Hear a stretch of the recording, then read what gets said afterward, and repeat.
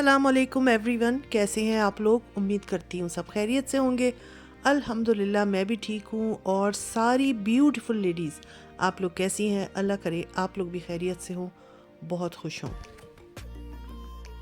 और अभी हम लोग जो है वापसी कर रहे थे अपने फैमिली डॉक्टर की तरफ से, क्योंकि इस दिन मेरे और मेरे हस्बैंड दोनों की हमारा एक रूटीन चेकअप जो है वो हर 3 महीने पे होता है।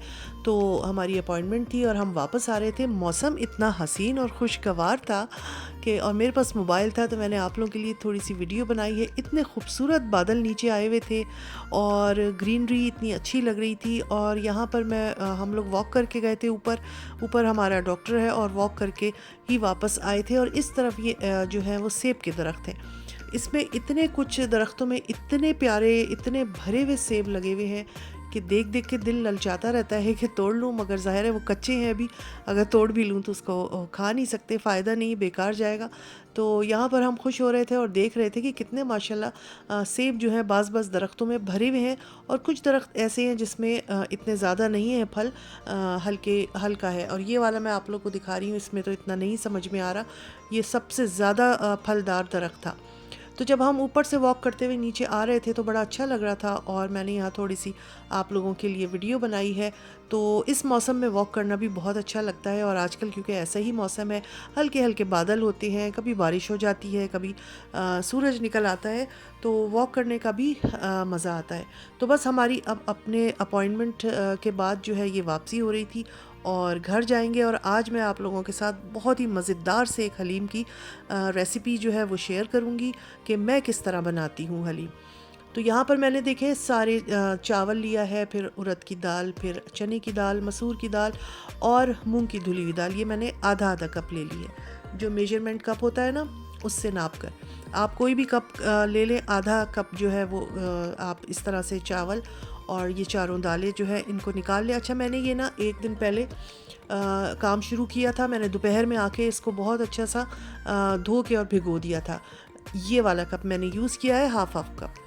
और इसके अलावा जो वो दूसरा कप रखा हुआ है बड़ा वाला, तो उसमें मैंने 1 कप जो है वो गंदम लिया है, यानी कि हाफ कप के हिसाब से दालें होंगी और 1 से 1.5 कप जो है वो गंदम होगा। तो वो मैंने फिर गंदम ले ली थी, और मेरे पास जौ का दलिया भी रखा हुआ था, वो भी ले लिया था। तो इस हिसाब से ये इस रेशो से हम लेंगे। इसको फिर बहुत अच्छा सा भिगो दें और 2-3 घंटे इनको भीगा रहने दें। और यहाँ पर तली हुई प्याज का पैकेट आया था, तो मैंने कहा इसको भी मैं अपने निकाल के और रख लूँ, क्योंकि ये भी आगे इस्तेमाल होगी। और मैं हमेशा जब हलीम बनाती हूँ तो उसको 1 रात पहले से बनाती हूँ, यानी कि पहले 1 रात पहले मैं उसके दालें वगैरह बॉईल कर लेती हूँ और फिर उसको मैं फ्रिज में रख देती हूँ। दूसरे दिन जो है मैं फिर गोश्त का जो है वो कोरमा बनाकर और उसको घोट कर और उसको फिर दालों में और गंदम में मिक्स कर लेती हूँ। तो वो इस तरह से मैं करती हूँ। और इस दिन भी मैंने ऐसे ही किया था। दोपहर में मैंने दालें भिगो दी थी, शाम में मैंने सारी दालें और गंदम वगैरह इसमें डालकर, इसमें थोड़ा सा हल्दी डाली थी, नमक डाला था, और इसको मैंने पकने रख दिया था कि ये अच्छी तरह गल जाए। और क्योंकि ये बहुत अच्छी से भीगे हुए थे तो ये बहुत जल्दी गल गया था। तो बस अब ये जब गल जाएगा, इसको थोड़ी देर के लिए हम बाहर रखेंगे। जब ये ठंडा हो जाएगा तो फिर मैं इसको फिर रात में फ्रिज में रख दूँगी। और यहाँ पर अब दूसरा दिन है और सुबह का टाइम है, तो मैंने ये 1 से 1.5 कप ऑयल में 2 अदद प्याज ले ली है, 2 टेबल स्पून जो है वो धनिया है, 1 टीस्पून जो है वो हल्दी है, 2 टीस्पून सुर्ख मिर्च है, और थोड़ा सा गरम मसाला है। ये मैंने निकाल के रखा है। प्याज को ब्राउन करना है। प्याज ब्राउन हो जाएगी तो उसमें गोश्त डालेंगे। गोश्त मेरे पास 1 किलो से ज़्यादा था तकरीबन। तो ये समझ लें आप 1 किलो ही वो दालें वगैरह और गेहूँ मिला के हो गया था, और तकरीबन 1 किलो से 200 ग्राम ऊपर जो है वो गोश्त था। तो बराबर की ही थी हर चीज़। तो यहाँ पर गोश्त को मैंने बड़े बड़े पीसेस में ही रखा था, और जब प्याज जो है वो ब्राउन हो गई तो फिर मैंने इसमें डाला था, और लहसुन अदरक के 2 टेबल स्पून भर भर के वो डाल दिए थे। अच्छा, इसमें मैं हमेशा हमेशा क्या करती हूँ, कोरमा मसाला भी ऐड करती हूँ। तो मिर्च मैंने क्योंकि कम ली है, इसीलिए, क्योंकि कोरमा मसालों में भी होती है, तो तकरीबन आधे से भी ज़्यादा पैकेट, आधा समझ लें, आधा पैकेट मैंने जो है 4 टेबल स्पून के करीब वो कोरमा मसाला डाल लिया। इसकी बहुत अच्छी खुशबू आती है हलीम में। जब आप कभी बनाएं और बनाकर देखिएगा, और फिर आपको अच्छा लगेगा कि भाई मैंने एक अच्छी टिप दी आपको कि अपने मसाले भी डालें, साथ में कोरमा मसाला भी ऐड कर लें, और इसके बाद जो है इसको भूनना है। और टमाटर जो है वो हलीम में नहीं पड़ते हैं, इसलिए टमाटर वगैरह का यूज़ मत कीजिएगा। मैंने देखा है बहुत सारे लोग हलीम बना रहे होते हैं तो उसमें टमाटर भी डाल देते हैं, मगर डाल लेने को आप कुछ भी डाल दो, उसमें कद्दू भी डाल दो मगर एक जो ऑथेंटिक रेसिपी होती है किसी चीज़ की, उसको ही फॉलो करना चाहिए। दही ज़रूर डालिएगा, दही पड़ता है, मैंने भी इसमें तकरीबन 1 पाव दही जो है वो डाला है। और अब इसको खूब अच्छा सा मिक्स करेंगे और हिलाएंगे मिलाएंगे और अच्छा सा भून लेंगे। बोटे मैंने बड़े ही रखे थे ताकि रेशे करने में आसानी हो। मैंने बहुत ज़्यादा छोटी नहीं की थी बोटियाँ, यहाँ मुझे नमक कम लग रहा था, थोड़ा सा मैंने नमक और ऐड किया है। बस अब इसको थोड़ा सा भून कर और उसको फिर मैं गलने के लिए रख दूँगी, क्योंकि ये बीफ है तो कुकर में भी इसको तकरीबन 40 मिनट्स लग गए थे हमें, क्योंकि बहुत ज़्यादा गलाना था ताकि हम उसी में इसको घोट लें। और तकरीबन मैंने इसमें 4 गिलास पानी ऐड किया है, आप चाहें तो 3 गिलास भी कर सकते हैं, मगर मैंने 4 गिलास किया था क्योंकि मुझे लग रहा था कि ये बहुत मोटे रेशे का गोश्त है तो इसको टाइम लगेगा गलने में। तो यहाँ पर बस अब मैं इसको प्रेशर कुक करूँगी और तकरीबन मैंने 40-45 मिनट्स जो है इसको प्रेशर कुक किया था। शुरू के मैंने 15-20 मिनट तेज़ आंच पे रखा और उसके बाद हल्की आंच कर दी थी।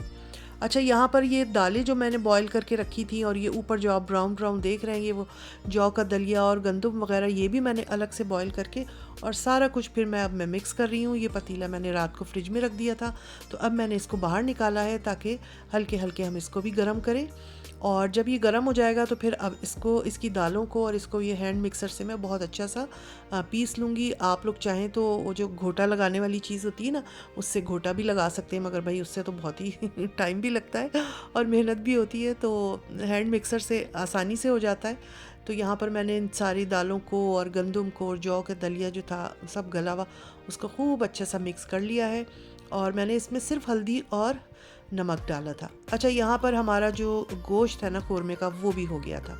ये देखें, मैं आपको दिखाती हूँ कितना अच्छा गला था ना, मतलब बिल्कुल उसमें छुरी मैंने लगाई, ये टूट रहा है, तो हमको ऐसा ही चाहिए है और इतना ही कौरमा हमको चाहिए है और इसको बहुत ज़्यादा खुश्क नहीं करना है तो इसको इसी तरह रखें। और मेरे पास तो ये पोटैटो मैशर जो होता है जिससे आलू मैश करते हैं, मैंने कहा चलो इससे घोटा लगाती हूँ और इससे मैंने जो है वो बोटियों को तोड़ा है और अच्छी इसमें टूट गई थी, घोटा सा लग गया था, देखिए बारीक बारीक हो गया ना ये।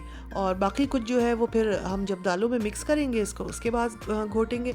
तो ये सारे जो आमेज़ा है, मतलब गोश्त और कौरमा और सालन को, इसको सब हम इसमें डाल देंगे। लग रहा है ना मज़ेदार, मुंह में पानी आ रहा है देख के और इसको हम फिर इसमें डाल देंगे और बहुत अच्छी तरह फिर हम इसको भी मिक्स करेंगे। और अब यहाँ पर आपकी हिम्मत और आपके जो बाजू में जितनी जान है ना, वो आपका इम्तिहान यहाँ से शुरू होता है, क्योंकि ये इसको आपने घोटना है।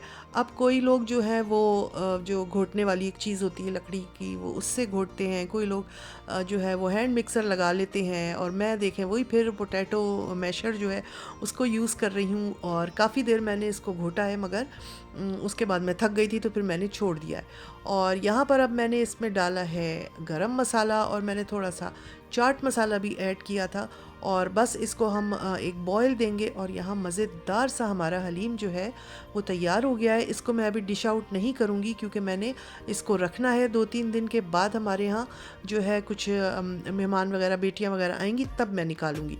तो अभी मैं इसको ठंडा करके और बॉक्सेस में करके और फ्रीज़र में रख दूँगी और इसको कुछ दिन बाद हम निकालेंगे। तो जब हम इसको निकालेंगे फिर हम आपको दिखाएंगे कि इसके ऊपर के लवाजमात जो हैं वो कैसे मतलब इसको हम किन लवाजमात के साथ जो है वो सर्व करेंगे। तो अभी ये मज़ेदार सा हमारा हलीम तैयार हो गया है। यहाँ पर मैंने दोपहर और रात के खाने के लिए एक देगची में निकाल के रख लिया है और बाकी ये मैंने 2 जो प्लास्टिक के जो कंटेनर थे उसमें डाल के रख लिया है। तो इंशाल्लाह जब निकालूंगी तो आप लोगों को दिखाऊंगी। तो ये था जी आज का मेरा व्लॉग और इंशाल्लाह फिर मिलूंगी। अल्लाह हाफिज़।